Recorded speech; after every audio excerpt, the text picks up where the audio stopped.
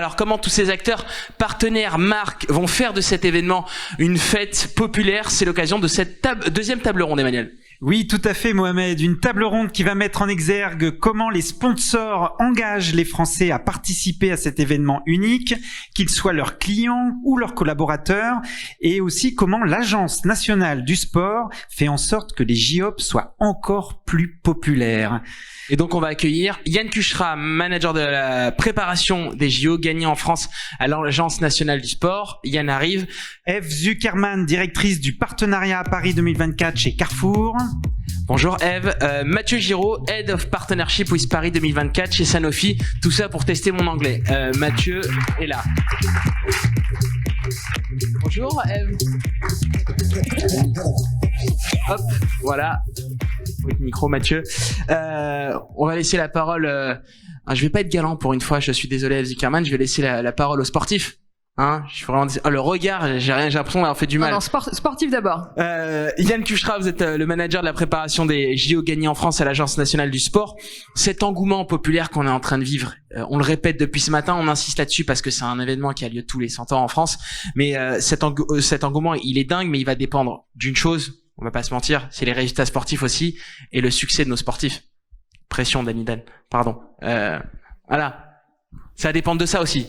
Oui, effectivement, je pense que la fête sera belle dans tous les cas de figure, mais elle sera d'autant plus belle qu'il y aura la réussite française derrière. Ça va créer un engouement populaire, ça va donner un intérêt pour le grand public supérieur. Il en est certain, et c'est pour ça qu'on travaille au quotidien à mieux accompagner les équipes de France dans ces résultats. Je peux prendre l'exemple de Tokyo où 2/3 des Japonais à l'approche des Jeux et notamment liés au Covid étaient plutôt contre en fait la tenue de ces Jeux Olympiques et souhaitaient plutôt les annuler. Et dès que les Japonais sont rentrés en compétition, dès qu'il y a eu des médailles japonaises, il y a eu un engouement populaire et ça a complètement retourné la situation. Yann, l'engouement populaire, on le sait, on va le vivre, ça va être un moment magique, mais l'Agence nationale du sport, elle a été créée pour faire en sorte que les sportifs soient dans le meilleur cadre possible, pour essayer de donner le meilleur dans cette compétition. Quelles sont les prérogatives et les stratégies d'action de l'ANS ? L'agence a été créée au moment où la France est devenue organisatrice des Jeux en 2017 et elle devait transformer au départ le modèle sportif français. Le modèle sportif français avait produit des belles performances pour nos équipes de France, mais commençait à stagner. Et dans le sport de haut niveau, quand on stagne, on est déjà en régression. Donc il fallait profiter de l'occasion, de cet engouement, de cet effet accélérateur que pouvaient provoquer les Jeux pour essayer de transformer le système. L'agence a été créée dans ce sens-là. Et aujourd'hui, on travaille principalement avec les fédérations, avec les entraîneurs ou les athlètes pour les mettre dans les meilleures conditions de réussite, avec des accompagnements 360 degrés qui nous permettent d'optimiser leurs performances, de mieux les accompagner d'un point de vue suivi socio-professionnel, de travailler sur la data, de mettre l'accent très fort sur le paralympisme puisqu'on partait de très loin. Et donc on a créé ces conditions avec plein de dispositifs, plein de programmes qui accompagnent mieux financièrement nos partenaires que sont les fédérations, très clairement, mais qui au-delà de ça apportent de nouvelles ressources, une mise en réseau, les challenge, les accompagne plus efficacement dans leurs projets de performance. Donc c'est repenser finalement le service aux fédérations. C'est pas une agence financière, c'est une agence qui accompagne le projet dans sa globalité. Et donc pour aller plus loin, pour essayer de tendre vers le top 5 mondial que le président de la République a annoncé durablement, on essaye de travailler au quotidien auprès de ces équipes de France en transformant ce qu'on peut dire les résultats sur les compétitions majeures que sont les championnats du monde. On est très fort sur les championnats du monde sur les années qui précèdent les Jeux. On a du mal à transformer ces médailles mondiales en médailles olympiques ou paralympiques et donc on travaille sur ce taux de conversion en accompagnement de manière plus individuelle les athlètes avec un dispositif notamment qui s'appelle Gagner en France et qui nous permet d'aller plus loin dans les gains marginaux et le home advantage à l'approche des Jeux. Pendant des années, on a entendu en France l'important c'est de participer. On a fait un bon résultat. Je vous conseille un sketch des inconnus sur le sport, c'est assez exceptionnel, où il y a du tennis, de l'athlétisme dedans aussi. Mais pendant des années, on a vu les Français comme ils sont là, ils participent, mais ils gagnent pas toujours. À la fin, à l'inverse des Américains, l'ANS a voulu un peu changer les choses. Il y a une maison de la performance qui va être créée et qui va ouvrir le 10 avril. Est-ce que vous pouvez nous en dire un petit mot, Yann Cucherat, sur l'objectif de cette maison de la performance? Alors, c'est vrai que quand on est sportif de haut niveau, participer, c'est pas trop notre credo. On a plutôt tendance à vouloir y aller pour gagner, en tout cas pas avoir de regrets à la fin de l'épreuve. Et donc si pendant des dizaines d'années, les athlètes, les entraîneurs travaillent pour ce rêve de gamin, c'est avant tout pour briller. Et donc dans ce dispositif et ce programme Gagner en France qui fédère tous les acteurs du sport français, l'objectif initial était de créer de la complémentarité entre le comité olympique, le comité paralympique, la direction des sports, l'INSEP, les établissements, la commission des athlètes, pour être dans cette logique d'efficacité. Et on a pensé à un certain nombre d'outils, je pense de manière facile d'accès, la billetterie. La billetterie est un enjeu majeur pour les athlètes. C'est difficile d'avoir des billets. Comment, au pire des moments, on peut sécuriser ça pour les athlètes et les entraîneurs pour pas qu'ils aient souci de faire rentrer leur conjointe, leur conjoint, leurs parents, leur premier entraîneur. Donc, avec le dispositif Gagner en France, on a permis d'avoir 4 billets à chaque athlète sur chaque session où il va jouer. On a travaillé sur plein de thématiques qui peuvent permettre justement ces gains marginaux, dont la maison de la performance, qui est un outil assez extraordinaire, qui sera une première pour les Français, qui est en fait un lycée, le lycée Marcel Cachin, qui est collé au village olympique, qu'on va pouvoir privatiser pendant les Jeux. On va le transformer en une zone tampon entre le village et les personnes à l'extérieur du village pour que les équipes de France puissent rencontrer tous leurs entraîneurs, tous leurs staffs, leurs partenaires d'entraînement qui ne seront pas accrédités. Et donc dedans, on aura un certain nombre d'équipements sportifs pour s'entraîner, le judo, le taekwondo, la lutte, la boxe, le basket 3-3, l'escrime vont venir s'y entraîner en permanence, mais aussi on aura une zone de soins, de récupération pour les athlètes en complément de ce qu'ils vont trouver au village. On va avoir des salles individualisées pour que chaque fédération puisse faire des briefs, d'avant-match, d'après-match. Donc c'est un outil extraordinaire qui va mettre les Français dans de meilleures conditions, et on espère avec ça que une 4e place puisse se transformer en une 3e ou qu'une médaille d'argent se transforme en or. Yann Cucherat, est-ce que les partenaires des JO, les différentes marques que l'on découvre depuis ce matin, sont engagés aussi, travaillent avec vous, main dans la main, avec l'Agence nationale du sport? Oui, on a quelques entreprises qui ont émis un intérêt à accompagner cette dynamique. Je regarde Claire puisque Coca nous accompagne sur la maison de la perf, mais Coca, ils sont partout, hein. Ouais, vous êtes sur tous les terrains. Et on les en remercie, qu'ils n'arrêtent surtout pas. La Française des Jeux, la RATP, Technogym, c'est des boîtes qui travaillent avec nous sur la maison de la performance, qui ont compris que ce vestiaire France, qui va permettre de régler les derniers détails sur les quelques heures, les quelques jours qui précèdent la compète, est un lieu extraordinaire. Mais on travaille aussi avec beaucoup d'entreprises qui accompagnent notamment d'un point de vue suivi socio-professionnel les athlètes et qui permettent notamment à travers des conventions d'insertion professionnelle de mettre les athlètes dans de meilleures conditions. C'est important quand on a un projet fort sportif d'avoir aussi à côté un autre pied sur lequel s'appuyer, se projeter aussi sur l'après-carrière. Et donc on a des boîtes comme EDF, la SNCF qui nous accompagnent, Bouygues ou Safran qui sont sur ces conventions d'insertion professionnelle. Mais on a des contrats d'image avec Decathlon, Carrefour, LVMH et d'autres qui sont plutôt sur des conventions de mécénat pour accompagner les athlètes.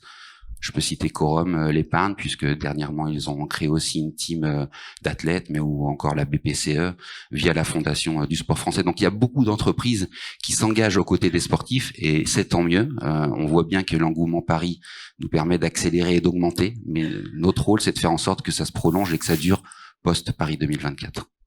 Vous avez cité beaucoup de marques et j'ai entendu Carrefour. Ève, c'est la première fois qu'un distributeur est partenaire des Jeux Olympiques et Paralympiques. Mais à chaque fois que je lis cette phrase, je trouve ça hallucinant.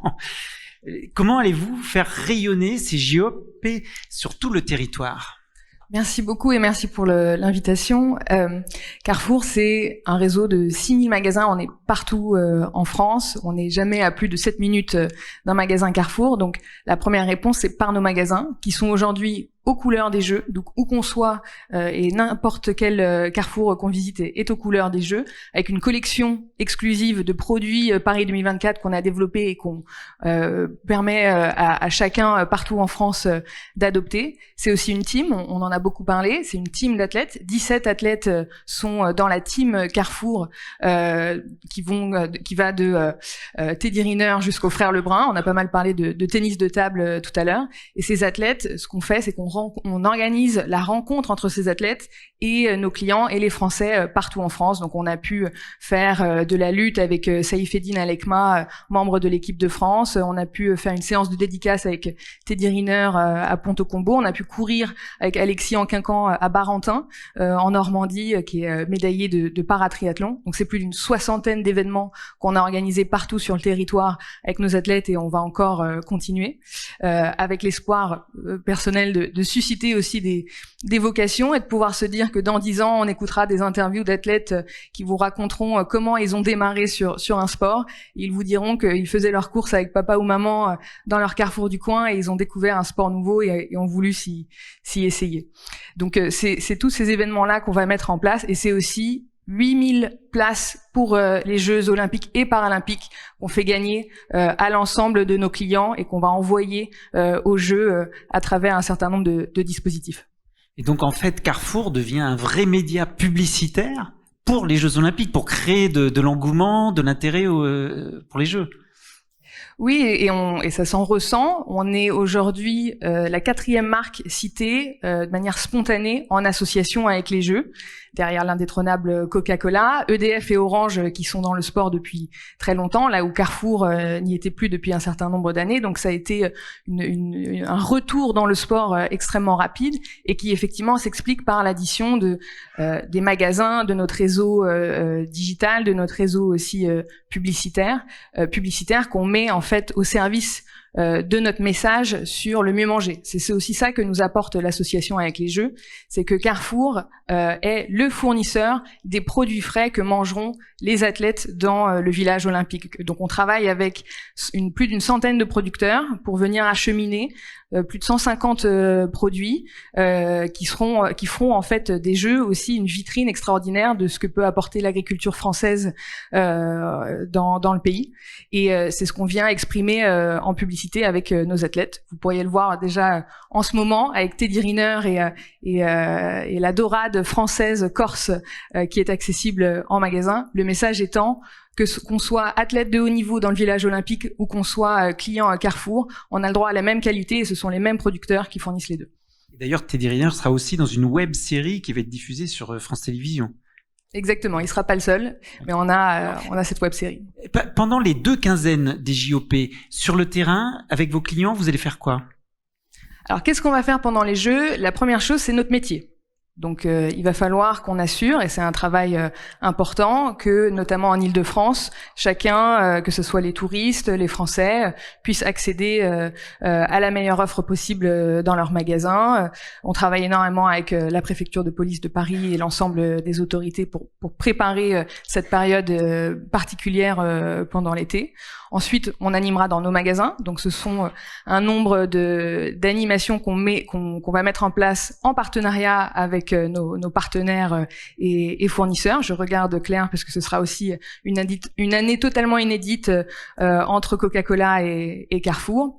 Et ce seront aussi des animations et de la présence en dehors de nos magasins. On sera très présent au Club France. Donc je vous donne rendez-vous pour nous retrouver au Club France. On est aussi en discussion avec bon nombre de collectivités pour les fan zones qui seront mises en place. Donc on sera aussi présent sur un certain nombre de sites de compétition. On reviendra sur l'aspect collaborateur un peu plus tard. Je voudrais demander à Mathieu, le programme des volontaires est une autre preuve de la popularité des Jeux Olympiques puisqu'il a connu un succès avec 300 000 candidatures pour 45 000 places, c'est bien ça? C'est le staff de Sanofi qui a apporté la plus grande contribution. Oui, alors effectivement, le programme des volontaires pour nous c'est un programme phare. Donc à défaut de pouvoir nous amener des médicaments, on va pas distribuer de Doliprane ou distribuer des vaccins à l'entrée des stades. On va amener des hommes et des femmes. Doliprane, Et ça peut servir, hein. c'est pas moi qui l'ai dit. En tout cas, on va amener des hommes et des femmes. Donc effectivement, le programme des volontaires pour nous c'était très important. En mai 2022, on a lancé donc l'appel à volontaires en interne et on a eu 11 000 candidatures dans le monde entier pour 2024 sélectionnés. Donc on va avoir donc 2024 volontaires sanofiens et sanofiennes. Donc on est effectivement le sponsor qui fournit le plus de volontaires. À parité, évidemment, hommes-femmes, 50% pour les Jeux Olympiques et 5% pour les Jeux Paralympiques. Ils viennent de plus de 50 pays dans le monde, de tout. Vous leur payez le voyage, les vacances, tout ? On paye. Alors c'est pas des vacances, ils le savent très bien. Il y a évidemment le programme que Paris 2024 propose à l'ensemble des volontaires. Nous, on va au-delà avec un programme d'engagement spécifique. Donc oui, on paye le voyage pour ceux qui en ont besoin et l'hébergement, mais on a aussi tout un programme d'engagement qui, en fait, est évidemment en lien avec toute la campagne qu'on a avec les Jeux. Donc, qui en fait les acculture, je dirais, à toutes nos ambitions, notamment sur les valeurs de l'inclusion. Donc, c'était l'occasion d'avoir régulièrement des webinars, de les réunir sur l'histoire des Jeux Olympiques, l'histoire des Jeux Paralympiques, comment est-ce que les Jeux ont fait avancer la société, mais aussi nos ambitions sur ces sujets-là. Et puis un grand programme aussi de gestes de premier secours, puisqu'ils sont tous formés aux gestes de premier secours, notamment avec des différentes collaborations qu'on a avec la Croix-Rouge notamment. Et alors vous voyez votre partenariat, donc vous l'avez dit, hein, surtout sur l'aspect collaborateur en France, mais aussi dans le monde entier. Quelles sont les actions que vous menez en interne autour des JO ? Effectivement, donc tout est fait pour notre interne. La vision en fait qu'on a avec ce partenariat, c'est que depuis 2019, une grande transformation qui se fait dans le groupe chez Sanofi, qui est une transformation puisque on vise tout sur la science de pointe, mais aussi sur les valeurs et la culture qu'on veut inculquer. Et cette valeur et cette ambition en fait sont très proches du sport. La science et le sport sont pas si éloignés. Donc nous, c'est vraiment la persévérance, la résilience et l'ouverture au monde qu'on veut diffuser en fait, et on veut vraiment s'allier sur ce sujet avec les Jeux et engager tous nos collaborateurs. Donc, ce qu'on a tendance à dire, c'est qu'on n'est pas loin des Olympiens et des Paralympiens, puisqu'on se challenge tous les jours, on veut faire mieux tous les jours, on lâche pas pour quelque chose qui va au-delà de nous-mêmes, de chacun d'entre nous, puisque c'est pour améliorer la vie des gens. Donc, c'est ça le sens de la campagne. Donc, plus concrètement, les volontaires. Donc premier programme, mais aussi la Sanofi Cup. Donc en 2023, on a mis tout le monde au sport chez Sanofi, sport, activité physique, mais aussi du volontariat vers des associations locales. Et c'est tout ce qui a composé donc qui compose la Sanofi Cup, que sont nos Olympiades. Donc on a eu 26 000 participants dans le monde, 150 compétitions locales dans tous nos sites. Je crois que c'est 7 millions de kilomètres parcourus, ça fait 280 fois le tour de la planète. Et puis en juin cette année, parce que les Jeux c'est pas assez, on s'est mis un peu de pression en plus et on va organiser la finale au stade Charletti. Donc c'est 19 000 places, je crois. Donc on va remplir le stade. La journée, ça sera la compétition, la finale, parce qu'on va avoir les 280 athlètes, donc sanofiens et sanofiennes de tous les pays, 24 équipes qui vont s'affronter la journée, et le soir un grand moment festif de célébration autour du sport et autour des valeurs du sport et de la science. Et la flamme olympique va passer aussi chez vous. Et la flamme, donc oui, alors encore des collaborateurs, encore des chiffres, donc 294 relayeurs, donc de tous nos sites, de 28 sites, qui vont parcourir plus de 65 départements. C'est pour nous l'occasion de mettre aussi en avant des sites dont on parle moins, des sites, je dirais des fois que le grand public sait pas, on est dans 28, on a 28 sites en France, on est présent dans dans 13 régions sur 16, et on a des sites de production, des sites de recherche et développement. Donc la flamme va s'arrêter dans l'ordre à Neuville sur Saône, donc on est fiers d'amener la flamme dans le Rhône. Elle va aussi aller à Montpellier, sur notre site de Montpellier de recherche et développement, à Gentilly. Et puis la flamme paralympique qui, dernier jour, s'arrêtera devant notre siège mondial, avenue de la Grande Armée, dans le 17e. Et aussi pendant le passage du Paralympique ? Pour le Paralympique, à la Maison Sanofi, avenue de la Grande Armée, c'est le 28 août pour la fin et l'arrivée de la flamme paralympique. On poursuit avec vous, Ève, sur l'aspect collaborateur. Comment vous profitez en fait de cet événement pour engager vos collaborateurs ? Si on est devenu partenaire des Jeux, c'est en fait d'abord pour en faire un projet d'entreprise. On a 150 000 personnes qui travaillent sous l'enseigne Carrefour partout en France. On est un des premiers employeurs du pays.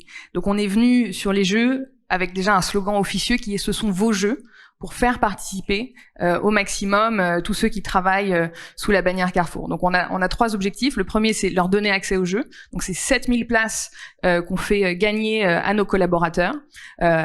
Et un certain nombre d'expériences similaires à celles de Mathieu, notamment d'être volontaire, par exemple. Le deuxième point, c'est faire vivre les valeurs du sport et donner accès au sport à nos collaborateurs. Donc, on a créé un grand tournoi interne qu'on a appelé le Grand Tournoi Carrefour. Et original. on a... Merci. Et on a quasi 10 000 personnes qui s'affrontent partout dans le pays en tennis, course, pétanque et foot, évidemment. Et on a eu une première phase qui était la phase départementale, qui était France entière. Et on arrive en avril, dans quelques jours, à la phase régionale. On va organiser 14 grandes fêtes du sport sur 14 parkings d'hypermarchés. Donc peut-être que vous les verrez en allant faire vos courses. Il y aura aussi un dispositif pour les clients. Donc on va organiser cette fête avec une finale, effectivement, fin mai à la Faisanderie. Et c'est un tournoi qui, à la fois, permet de véhiculer un certain nombre de valeurs, de promouvoir le sport pour les grands sportifs et ceux qui le sont moins, et de mettre en évidence la possibilité de gagner des places pour les Jeux. Et on est venu promouvoir aussi la pratique du sport en offrant, à travers un partenariat avec l'application Gymlib, à peu près l'équivalent de 2 sessions de sport gratuites à tous les collaborateurs par mois. Donc c'est un dispositif par lequel on choisit dans l'application parmi 4000 partenaires qui vont des grandes chaînes nationales comme Néonès à des profs de sport locaux, et Carrefour finance la pratique du sport pour ses collaborateurs. Et le troisième point, c'est, d'ailleurs, avant de parler de handicap, qui était le troisième point en matière d'héritage pour les collaborateurs, je veux simplement souligner que par ce biais, on a découvert qu'on avait parmi nos équipes, comme quoi on est des grands sportifs aussi chez Carrefour, un athlète olympique qui travaille toujours au rayon sport de l'hypermarché de Noisy-le-Grand, qui s'appelle Gilles Anthony, et qui fait le 400 mètres plat et qui a fait les Jeux de Tokyo et qui va faire les Jeux de Paris 2024. Pour la République du Congo, mais on l'a intégré dès qu'on l'a su dans la team Carrefour, donc il bénéficie aussi du soutien financier et de motivation de toutes les équipes derrière lui. Et donc le troisième point, c'est sur le handicap. Ouais. Et non, je disais juste qu'un magnifique reportage a été consacré dans C'est à vous, je crois. Absolument, par un journaliste de grand talent. Et sur le handicap, je pense qu'on peut tous dire que notre objectif en devenant partenaire, c'est que les Jeux soient un accélérateur de la stratégie d'entreprise. Et donc pour nous, le handicap, il est au cœur de notre plan stratégique 2026, et les Jeux nous aident à accélérer sur ces objectifs. On veut par exemple atteindre 15 000 collaborateurs en situation de handicap d'ici 2026. Et pour accélérer, on est venu nouer un partenariat en plus avec la Fédération française handisport. On soutient également le Comité paralympique et sportif français. Et on vient déployer des parcours de courses revisités, handi-accessibles, dans un certain nombre de magasins. Et on va commencer par les magasins qui sont dans les villes hautes des Jeux dans les tout prochains mois. Merci d'avoir intégré la pétanque, ça permet à tout le monde Absolument. De participer. Exactement. Mathieu, comme beaucoup de sponsors, comme Carrefour aussi, vous avez composé une team d'athlètes. Comment les avez-vous choisis et dans quelle perspective ? Donc effectivement, on a une team de 14 membres, 10 athlètes, 4 coachs, je vois un des athlètes ici, Danny Dan.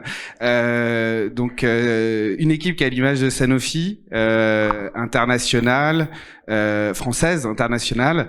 Et ce qu'on voulait déjà, c'était ne pas avoir que des athlètes, mais avoir aussi des coachs. C'est important pour nous. C'était aussi symbolique vis-à-vis de la campagne qu'on a sur le fait de déclencher le potentiel. Je pense qu'il n'y a pas d'athlète sans un coach derrière qui aide à aller plus loin et à se dépasser. Et la façon dont on a, je dirais, sélectionné les athlètes, c'était évidemment pour des performances sportives et aussi sur un engagement sociétal. La plupart sont vraiment engagés sur la lutte contre le racisme, sur la lutte contre les discriminations. Et puis on a aussi, et ça c'était important, 3 athlètes, dont un coach, dont Théo Curin, avec qui en fait on s'est associé, et aussi avec des associations de patients pour créer ce petit drapeau qui est le drapeau de la lutte contre la méningite et de la sensibilisation à la méningite et la lutte contre la méningite. Donc l'objectif avec toute cette équipe, c'est de continuer de nous aider à continuer à engager et à sensibiliser sur toutes les valeurs qu'on veut porter, sur cette transformation culturelle qu'on a en interne.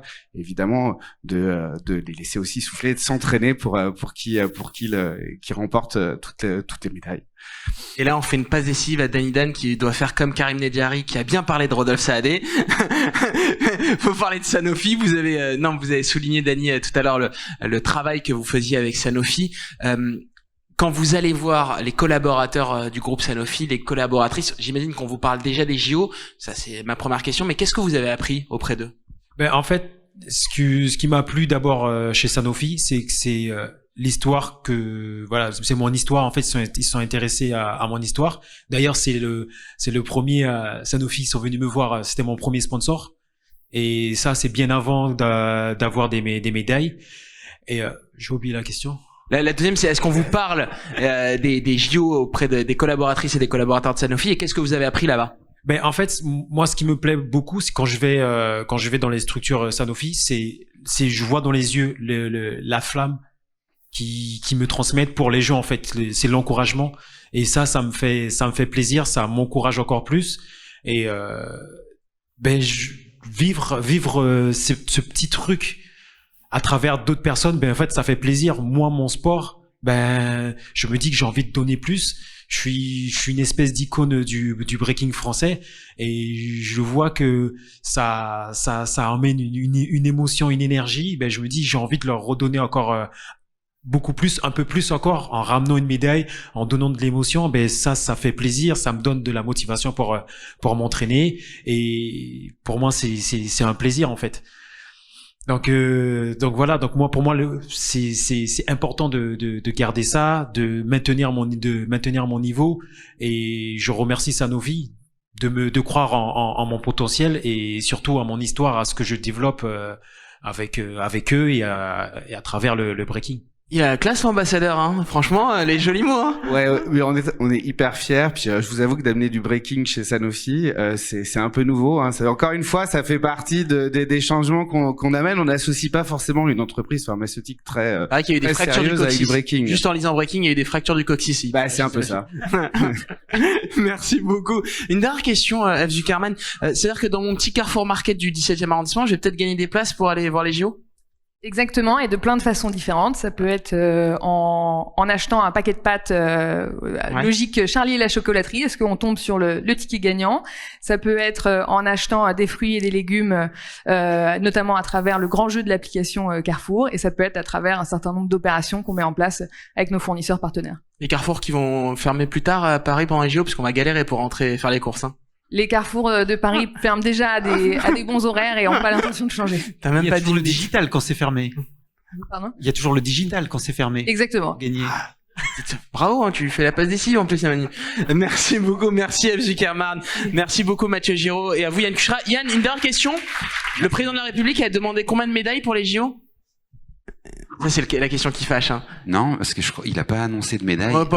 Il a dit qu'il fallait s'inscrire durablement dans le top 5. Et on y travaille tous les jours. Vous êtes sûr de ça? Danny, il a donné un chiffre de un nombre, non? Le président?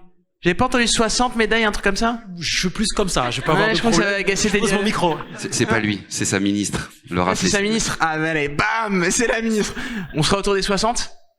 Claude Onesta a dit c'est minimum 60. Moi je l'ai entendu, il me l'a dit auprès de moi. C'est pas vrai. Claude n'annonce pas de chiffres parce que ça voudrait dire qu'on exclut tous les autres. Et dans le sport, rien n'est écrit d'avance, sinon personne n'irait dans les stades. Oh là là. Ah. Bravo. Franchement. Mais je vais vous envoyer le morceau de Claude Onesta, mais la phrase la punchline était tellement belle que je vous laisse gagner sur ça. Merci beaucoup Yann Kuchera. Merci beaucoup Yann Kuchera. Franchement, on va vivre un événement magique, festif. Bon courage, bonne chance et comme diraient les jeunes, on espère que vous allez nous faire kiffer pendant pas même les jeunes, tout le monde aujourd'hui dit ça. Chez Sanofi on dit kiffer. Ah c'est bon, ça on peut le dire chez tout le monde. Merci à vous.